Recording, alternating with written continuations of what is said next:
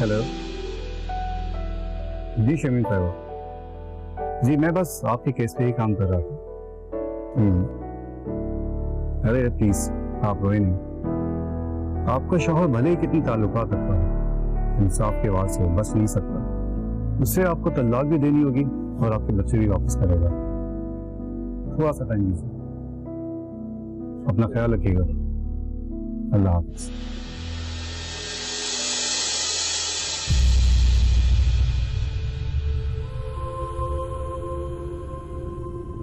जालिम की रस्सी खींचने के लिए ही दराज की जाती है। सलीम चुपताई, तुम्हारा वक्त आएगा।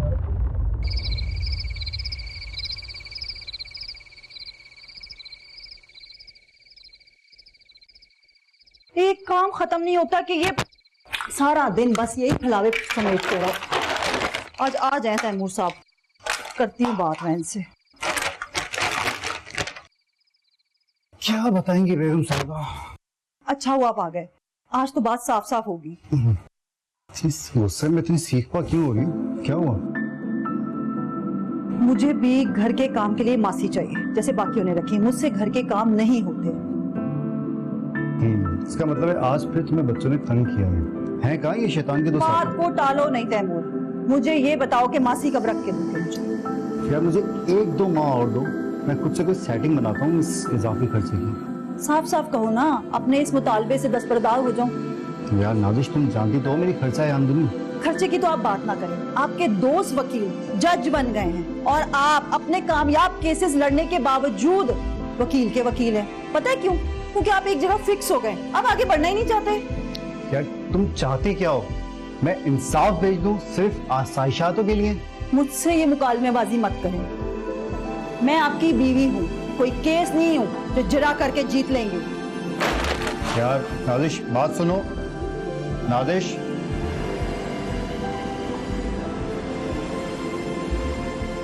ये तो तुम रहने दो तैमूर। तुम अगर चाहो तो शुगर मिल वाले केस से ही काफी अर्न कर सकते हो, क्योंकि ये तो अंधा भी बता सकता है कि जीतना तैमूर नहीं होता। कम ऑन यार, जरूरी थोड़ी है मैं ही जीतूं। और दूसरी बात ये कि शुगर मिल केस के जो मुद्दई हैं वो गरीब झोंपड़े की खवातीन है, और मैं किसी के आंसुओं पर अपनी खुशियां तो नहीं रख सकता। तुम्हारी यही बातें तुम्हें सबसे मुमताज करती हैं, और तुम्हारे मुखालफिन को लगता है कि तुम यहाँ पे फेम बनाने आए हो। सच पूछो यार तो मुझे अब परवाह नहीं है। मैं जब भी किसी मजबूर लाचार औरत को ममता के लिए तड़पता हुआ देखता हूँ ना, तो मैं वो नामवर वकील नहीं हूँ, बल्कि तैमूर हसन हो जाता हूँ। वो तैमूर हसन जो पैसे से ज्यादा ममता को कीमती समझता है, जो नहीं चाहता कि कोई भी माँ अपनी औलाद की कुर्बत पाने के लिए रोस्टरूम में खड़ी होकर तमाशा बने। अब कोई से मेरी बनावट है, कहने दो यार। जियो मेरे दोस्त, अब तुमसे सीखकर मैं भी कुछ थोड़ी बहुत इंसानियत की खिदमत कर लेता हूँ, लेकिन बहरहाल पैसे को अवलीन रखता हूँ। खैर, तुम्हें वो हमदानी साहब याद है? कौन? वो सेशन कोर्ट के जज मुर्तजा हमदानी? हाँ वो तुम्हें याद कर रहे थे। कोई केस अटक गया, कह रहे थे तैमूर से मशवरा लूंगा। चलो मिलेंगे उनसे भी यार, मिल लेंगे। हाँ जरूर। चलो फिर मैं निकलता हूँ घर के लिए। ठीक, ओके।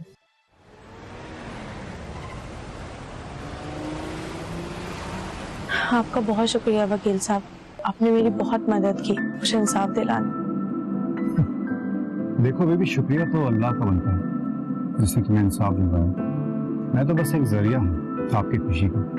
बेशक आज अल्लाह की वजह से मेरी आंखों की ठंडक लौटी है, लेकिन अगर आप आज कोर्ट में साबित ना करते कि वो लोग फ्रॉडी हैं और बच्चों की खरीदो फरोख्त का काम करते हैं, तो मेरी बेटी मुझे कभी भी वापस नहीं मिलती। बिना पैसों के मेरे सगे बहन भाई भी नहीं पूछते हैं, और आपने मेरी इतनी मदद की। मैंने बस हक का साथ दिया और वही किया जो मैं कर सकता था। अब आप अपनी बच्ची को अपने पास रख सकती हैं और इंशाल्लाह कल वो आपको अपनी बच्ची की कस्टडी भी दे देंगे। बहुत शुक्रिया वकील साहब, मैं आपको बहुत खुशियां दे। अब मैं चलती हूँ।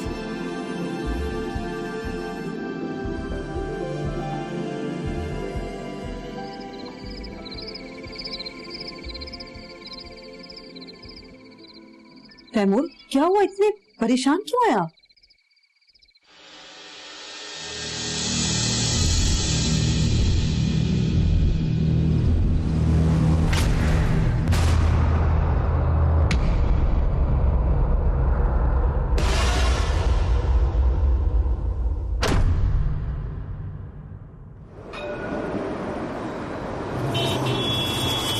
बस मैंने कह दिया अब्बा, चाहे कुछ भी हो जाए आप उस मनुष्य को 1 रुपया और नहीं देंगे, चाहे वो मेरी चमड़ी क्यों ना उधेड़ दे। तो कैया बाजी, आप ही समझाएं ना अब्बा को कुछ। क्या समझाऊं? अब्बा को समझा समझा कर मैं थक गई हूँ। पैसे दे देकर ना अब्बा ने ही कामरान और उसके घर वालों के ना दीदे खोले, लेकिन क्या करें, मजबूर हैं। जब तुम्हारे जिस्म पे ये जख्मों के निशानात देखते हैं ना, तो मेरा तो बस नहीं चलता, मैं कामरान और उसके घर वालों का मुंह नोची। अरे बस भी करो बच्चों, मैं जिंदा हूं अभी। कामरान से रोजीना की शादी मेरी गलती थी ना, इसका इज़ाला भी मुझे ही करना है। अब्बा, यही बात बोल बोल कर आप 10 लाख रुपए के कर्जे में आ गए। अब मजीद उसे पैसे देंगे या हमें देंगे? चाहे कुछ भी हो, मैंने ये फैसला कर लिया है, मैं आज ही कामरान से तलाक का मुतालबा करूंगी। मुझे नहीं रहना अब उस जालिम के साथ, बहुत हो गया। रोजी खाला, आप क्यों रो रही है? नहीं खाला की जान, मैं रो नहीं रही, मैं तो सिर्फ। नहीं बेटा, बड़े बात कर रहे हैं, जाके खेल।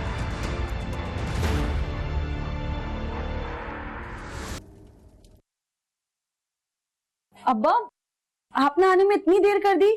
मैं बस निकलने ही वाली थी, कामरान की कॉल आई कि मैं लेने आ रहा हूँ तो रुक गई। अब्बा, आप इतने परेशान क्यों लग रहे हैं? अरे आपको तो खुश होना चाहिए, हमारा सारा कर्ज उतर गया। अच्छा आप बैठे, मैं आपके लिए पानी लाती हूँ।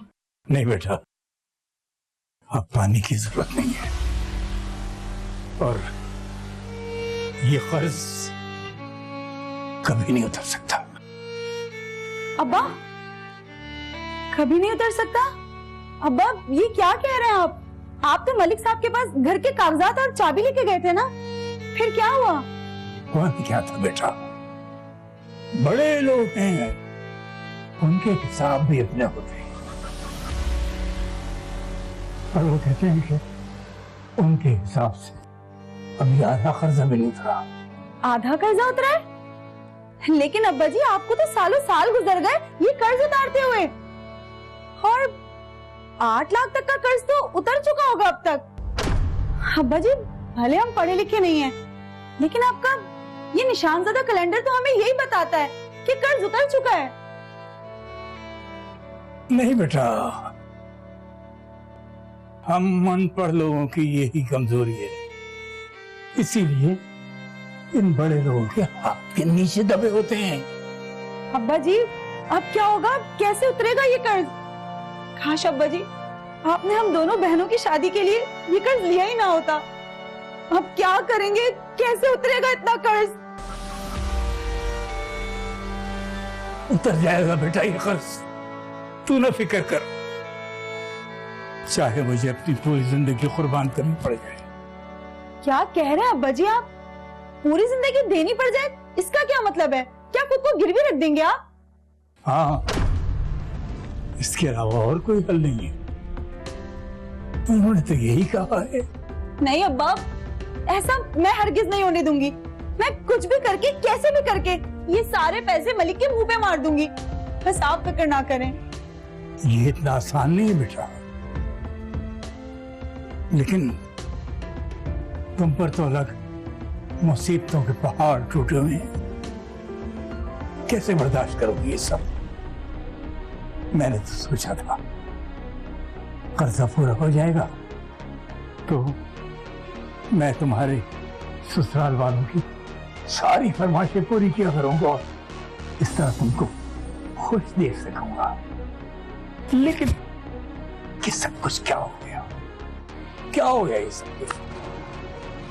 मैंने तो तुमसे सारी खुशियां छीन ली, तुमसे और तुम्हारी बहन से तुम्हारा बैंक भी छीन लिया मैंने। नहीं अब्बा जी, आप फिक्र ना करें, आप ऐसे मत बोलें, जो भी होगा हम लोग मिलके देख लेंगे। मुझे लगता है कामरान आ गए, मैं भी बस निकलूंगी।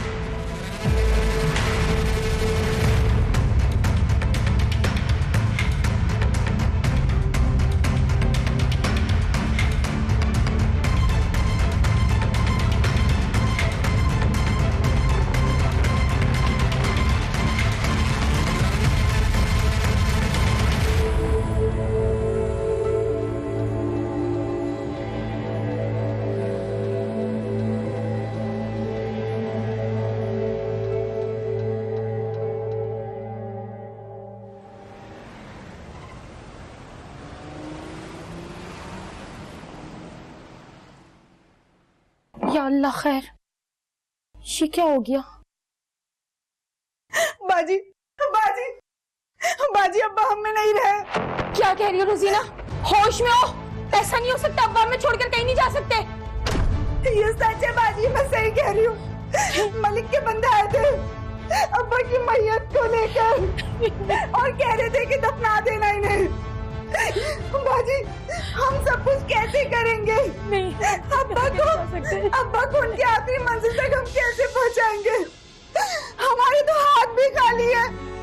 वो अब्बा जो सारी जिंदगी हमारी ख्वाहिशात पूरी करते रहे, हम उनके लिए चाह कर भी कुछ नहीं कर सकते। ऐसा नहीं हो सकता। तुम एक काम करो, मेरे पास कुछ ये जेवर है, तुम इसको भेजकर कफन का इंतजाम करो, मैं कब्र का इंतजाम करती हूँ। बाजी, जेवर जेवर सब दे दे उठा के, पूरा घर भी दे दे उठा के। मनूस औरत, क्या मैंने जेवर इसलिए तुझे दिया था कि तू अपने रिश्तेदारों पे लुटा सके? अकबर भाई, प्लीज बाजी को छोड़ दे, अब्बा का इंतकाल हो गया है। बाजी तो बस। क्या बस? तो मैं क्या करूं? लावारिसों का ठेका ले रखा है क्या? अकबर, मेरे अब्बा लावारिस नहीं थे, उनके वारिस हम दोनों हैं। ज्यादा बकवास मत कर, समझ में आई? और चलो भाई, बस बहुत हो गया, निकल यहाँ से, चल। और जा तू अपने बाप को दफना, कुछ भी कर, हमारा तेरा कोई बात नहीं है। चल निकल यहाँ से। अकबर भाई, मैंने बोला ना, निकलो यहाँ से। और तुझे तो मैं अभी बताता हूँ, मनूस औरत, तू क्या समझ रही है कि मैं कुछ बोलता नहीं हूँ? देख तेरे साथ मैं क्या करता हूँ अब, तू देख मैं करता क्या हूँ अब तेरे साथ। जेवर देगी, ये घर दे दे उठा के पूरा। मनूस औरत।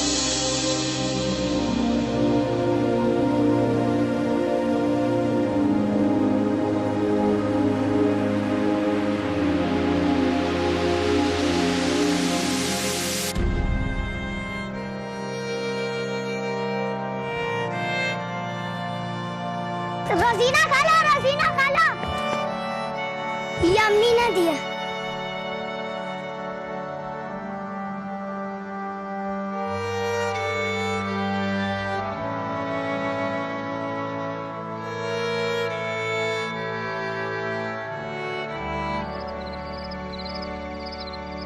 और उसके बाद लकड़हारा मर गया और उसकी दोनों बेटियां, जिन्हें वो अपनी शहजादियां बताया करता था, अकेली रह गईं। अम्मी, क्या वो लड़कियां स्कूल नहीं जाती थी? नहीं मेरा बेटा, क्योंकि उनकी आंखों में कोई ख्वाब नहीं थे ना, इसलिए। अम्मी, जिनके पास ख्वाब होता है क्या वही तालीम हासिल करता है? हाँ मेरा बेटा, जिनकी आंखों में ख्वाब होते हैं ना, वो पढ़ते हैं, लिखते हैं, अपना नाम बनाते, फिर अपने ख्वाबों को पूरा करने के लिए खूब पढ़ते हैं। अब्बू जैसे? नहीं,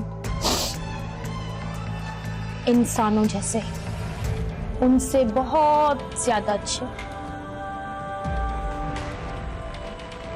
जो पढ़ते हैं, लिखते हैं, अपना मकाम बनाते हैं, अपनी पहचान बनाते हैं, अपने आप को माशरे में एक अच्छा इंसान कहलाने के काबिल बनाते हैं।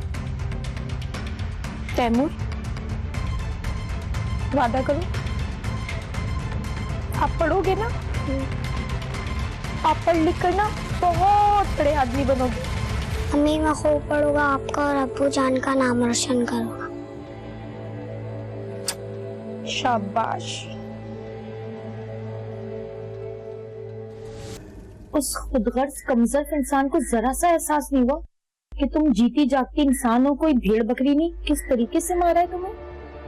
बाजी, मैंने तो खुद को इंसान समझना छोड़ दिया, तो वो कैसे जानेगा? उसे तो सिर्फ पैसों की पहचान है, इंसान और जानवर की तमीज नहीं है उसे। रखे हैं मेरे पास कुछ पैसे, देती हूँ, जाकर मुंह पर मारो उसके। नहीं, अब मैं तुमसे तो 1 रुपया लेकर नहीं दूंगी उसे। अब्बा सारी जिंदगी उसका भरना भरते भरते इस दुनिया से चलेगा। अब मैं तुम्हें दीवार से लगा दूं? इतनी खुदगर्ज तो नहीं हूं मैं। फिर क्या करोगी? खाली हाथ जाओगी, फिर तुम्हें जानवरों की तरह मारेगा?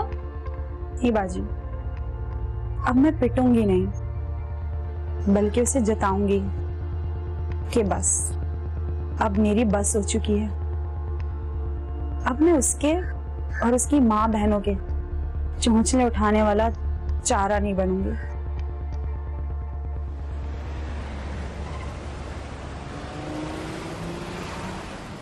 तुमने ये सोच भी कैसे लिया कि मैं तुम्हारी बहन को इस घर में जगह दूंगा? अकबर, मेरे अब्बू का इंतकाल हो चुका है, उसके पास कोई दूसरा ठिकाना नहीं है, और इस भरी दुनिया में मेरे अलावा उसका और कोई है नहीं। मैं उसको कहाँ भेजूं, बताइए आप? देखो, ये उसका मसला है, ये हमारा या तुम्हारा मसला नहीं है, ये उसका मसला है, वो जाने, उसका काम जाने। अकबर, वो अभी बहुत टूटी हुई है, बहुत कमजोर है, अल्लाह के वास्ते उसके हाल पर रहम करें।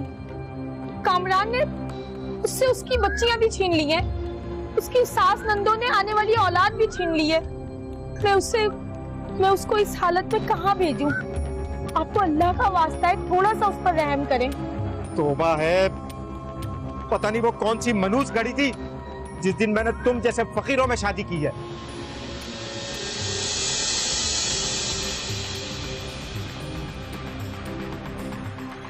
अकबर, मैं आपके आगे हाथ जोड़ती हूँ, आज तक मैंने आपकी जितनी खिदमत की है, इस घर को जितना टाइम दिया है, उसके बदले में आपसे सिर्फ कुछ टाइम के लिए एक कमरा मांग रही हूँ अपनी बहन के लिए। मैं आपकी सारी जिंदगी एहसान बन रहूंगी। मेरी बहन की तबीयत ठीक हो जाएगी, मैं उसको खुद कहूंगी इस घर से चली जाए। ठीक है, लेकिन याद रखना, ज्यादा दिन नहीं, ज्यादा दिन बर्दाश्त नहीं करूंगा मैं, ये जहन में रखना ये बात। ठीक है। दुनिया के मुसीबतें पे बना के रखा हुआ तुम लोगों ने यहाँ।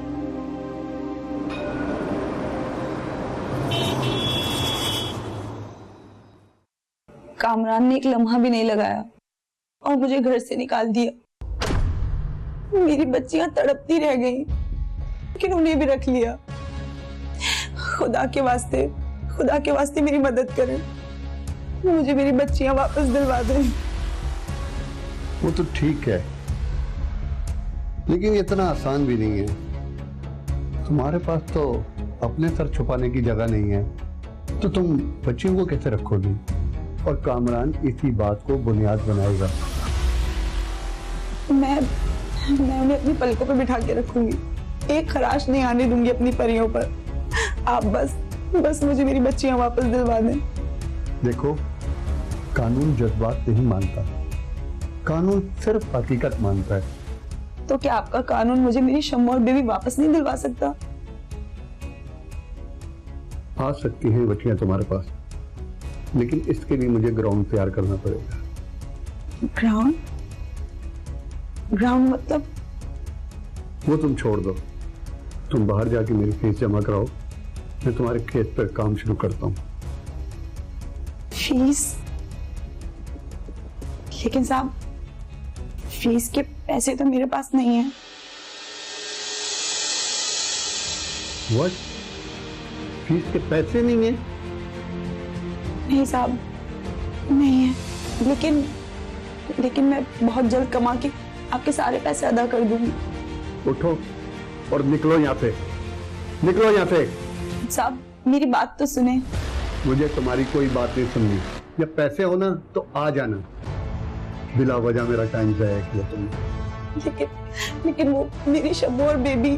भाड़ में जाए वो, मेरा मिनट कीमती है बीबी। उठो और निकलो यहाँ से। सुनो,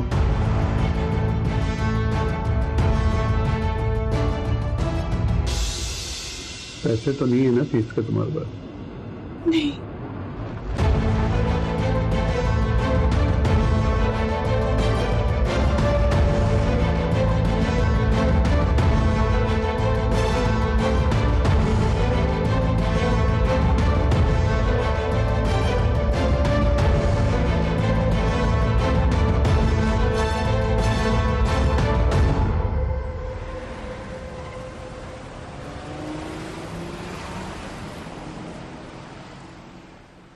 बस करो तैमूर, बाकी का होमवर्क बाद में कर लेना, अभी बहुत भूख लग रही है। बस अम्मी थोड़ा सा रह गया, इसके बाद सारे मिलकर साथ खाना खाते हैं। और आपको पता है कल मेरा आखिरी पेपर है, फिर आपका बेटा नई क्लास में चले जाएगा। अरे वाह, माशाल्लाह, अल्लाह मेरे बेटे का नसीब बहुत अच्छा करे। तैमूर, एक बात बोलूं, मानोगे? जी। तुम ना पढ़ लिख कर ना बड़े आदमी बनना, और जब तुम्हारी अम्मी का इंतकाल हो जाए ना तो एक नज़म भी लिखना। अम्मी ऐसा तो नहीं बातें कराना। बेटा मरना तो एक दिन सब ने। अरे वो क्या हो गया? वो है ना। क्या हो गया? अरे रोजीना, वो उसने अपने आप को फांसी लगा ली है। नहीं, या अल्लाह, मम्मी मेरे बहन। अरे अरे अरे तुम्हें क्या हुआ? रुकैया, रुकैया।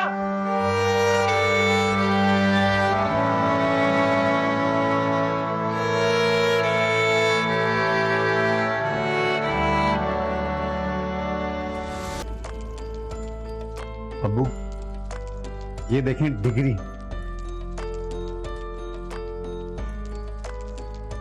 अरे भाई वाह, भाई वाह, भाई आज तो मेरे बेटे ने मेरा सर फख्र से बुलंद कर दिया। देखो देखो रुकैया, देखो आज हमारा बेटा पीएचडी की डिग्री लेकर आया है, पीएचडी की। अब्बू, अम्मी, इस सब के पीछे आप लोगों की दुआएं हैं। माशाअल्लाह, माशाअल्लाह, अल्लाह मेरे बेटे को जिंदगी के हर इम्तिहान में कामयाबी अता फरमाए। ऐ मेरी भोली अम्मी, और कितनी कामयाबी की दुआएं चाहती हैं आप मेरे लिए। देखें कहां पहुंच गया हूं मैं, आपके ख्वाबों का पीछा करते करते। नहीं, ये सब तुम्हारी मेहनत का नतीजा है, जो तुमने खुद दिन रात की है। नहीं रुकैया, सच पूछो तो मेरी खुशी का तो कोई ठिकाना ही नहीं। मुझे तो ऐसा लग रहा है कि जैसे ये डिग्री तैमूर ने नहीं, मैंने हासिल की हो। और देखना तुम, इस खुशी के अंदर ना मैं पूरे मोहल्ले में मिठाई बांटूंगा, मिठाई बांटूंगा। शाबाश मेरा बच्चा, मेरे गले लग जा। मेरा बच्चा तो खुश रहे, तो खूब तरक्की करे। आपकी दुआएं।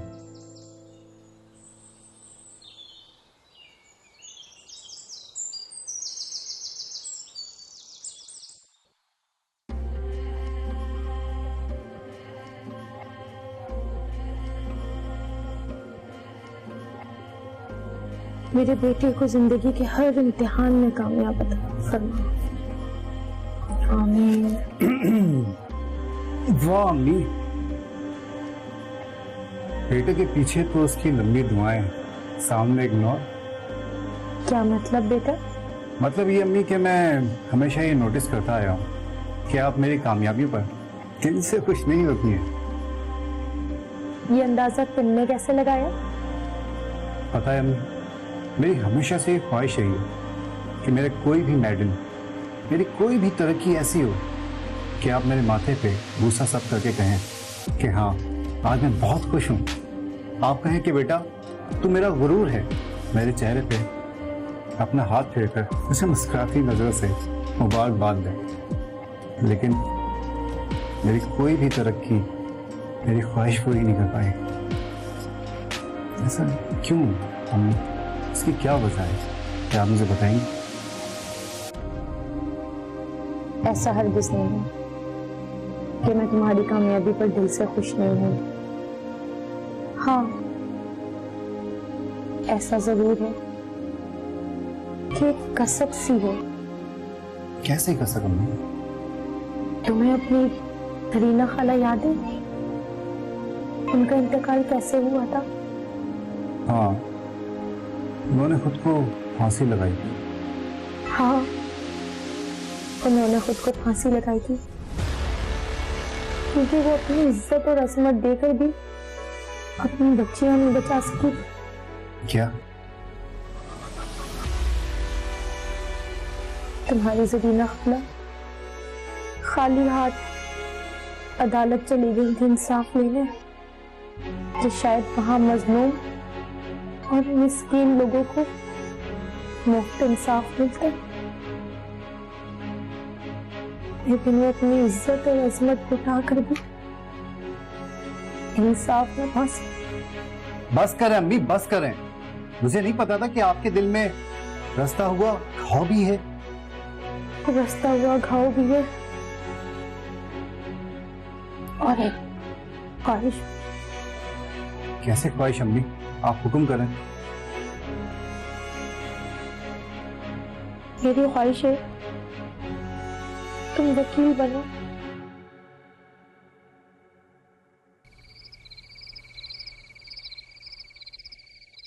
अम्मी, अम्मी आपका बेटा वकील बन गया। अम्मी अभी नहीं मम्मी, अभी मुझे आपके आंसू राहत में बदलने। अभी अच्छे दिन शुरू हुए थे हमारे। अब अम्मी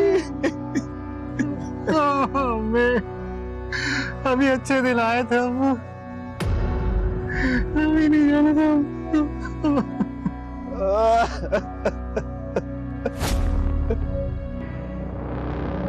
अम्मी, अम्मी सब्र करो बेटा, सब्र करो।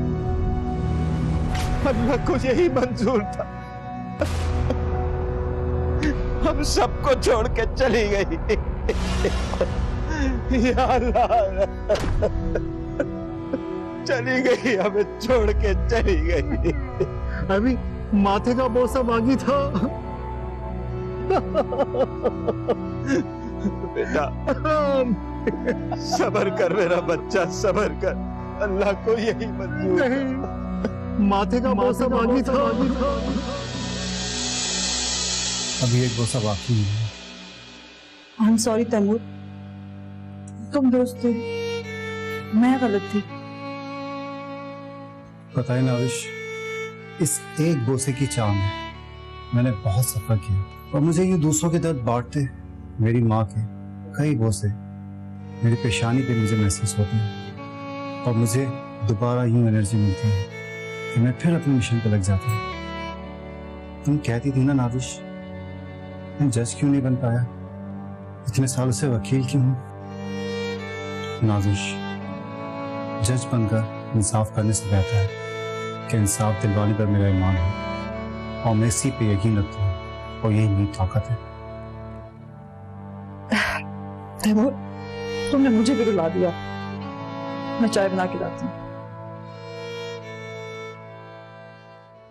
ये जो कहानी है ये एक वकील की कहानी है और जो ये वकील जो है इन्होंने वकालत का पेशा एक हादसे के बाद इख्तियार किया।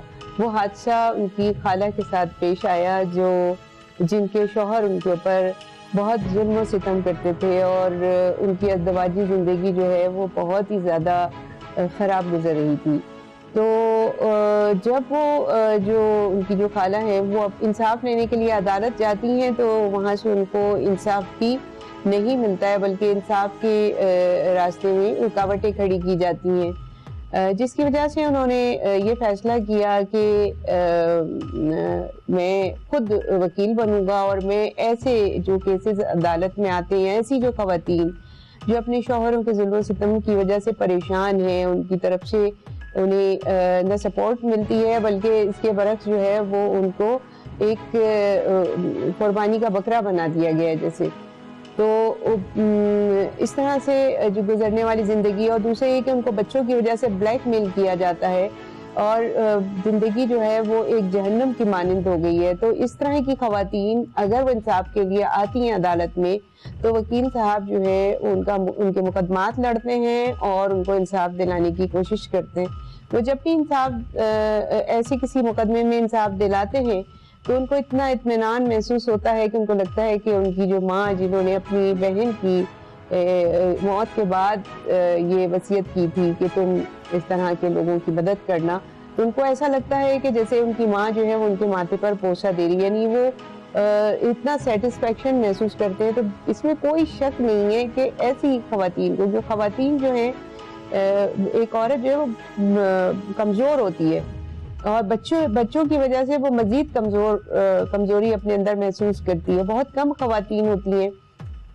जैसे मामलात के अंदर स्टैंड लेती हैं या कोई एक फैसला कुन बात करती हैं, तो जिसमें उनको अव्वल बात तो ये है, मैं ये कहूँगी कि इस्लामी तालीमात के मुताबिक कुरान ये कहता है, इस्लाम ये कहता है कि नबी करीम सल्लल्लाहु अलैहि वसल्लम की तालीमात ये कहती हैं कि ऐसे मामलात के अंदर जो घर के लोग हैं उनको ये चीज़ें अदालतों में नहीं, ये मामलात अदालत में नहीं ले जाने चाहिए, उनको खुद इसको सॉल्व करना चाहिए, उनको बैठना चाहिए। हमारे यहाँ लोग अपनी जिम्मेदारी नहीं समझते, ये घर के बड़े होते हैं अपनी जिम्मेदारी नहीं समझते, बल्कि वो कहते हैं हम क्यों इसमें टांग अड़ाएं, जबकि ये बिल्कुल इस्लाम ने बड़े लोगों पर, जो जिम्मेदार लोग हैं, जो घर के बुजुर्ग हैं, उनके ऊपर ये जिम्मेदारी डाली है।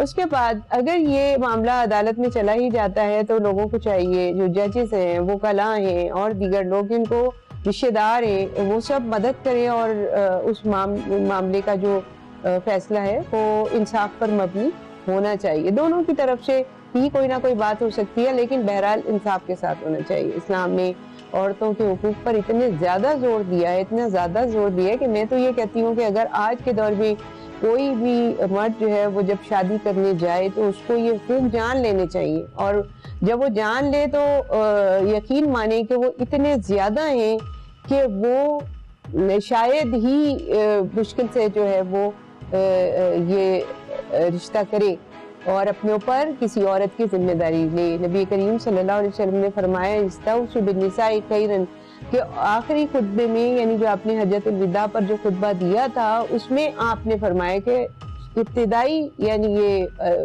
वो था आपका फरमान कि औरतों के लिए के हवाले से वसीयत पकड़ो, मैं वसीयत कर रहा हूँ तुम्हें खैर की और भलाई की, उनके साथ उसमें सलूक करो। और इसी तरह कुरान करीम के अंदर है कि आशिरुहुन्ना बिल मारूफ, के औरतों के साथ बेहतरीन तरीके पे जिंदगी गुजारो। आज हमने जो हुकूक मर्दों के हैं वो औरतों की तरफ ट्रांसफ़र कर दिए हैं, और जो औरतों के हुकूक मर्दों के ऊपर हैं तो वो गोया यानी बरीज़िमा मर्द उससे हो गए हैं। तो इसमें तवाज़ुन रखना बहुत ज़रूरी है। इस कहानी का मकसद भी यही है।